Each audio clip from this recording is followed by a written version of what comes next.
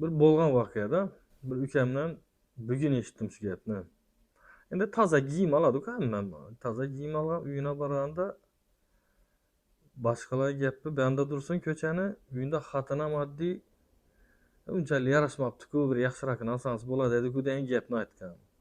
Endi birga boryapmiz bilan mashinada deb. Men aytdim, uka rostdan ham domam senga yarashmabdi, xafa bo'lma, lekin yaxshirog'ini olsang bo'lar edi-ku deb aytsam, menga qarab, og'a yarashmanini o'zim ham bilib turibman, mana zo'r emasligini ham, arzonligini ham bilib turibman dedi. Qimmatroqini olsam bo'ladi edi dedi. Lekin ro'zg'orni pulini xiyonat etib bilmadim deb turibdi-da. Bu gapdan maqsad xotin qizlara bo'ladi-da. Agar umr yo'ldoshingiz arzon bo'lsam, oddiy bo'lsam bir kiyim olami, boshqa nartami, ko'na mashina olami, ko'ngli uchun zo'r deb ko'nglar. Bundan zo'r yo'q denglar-da.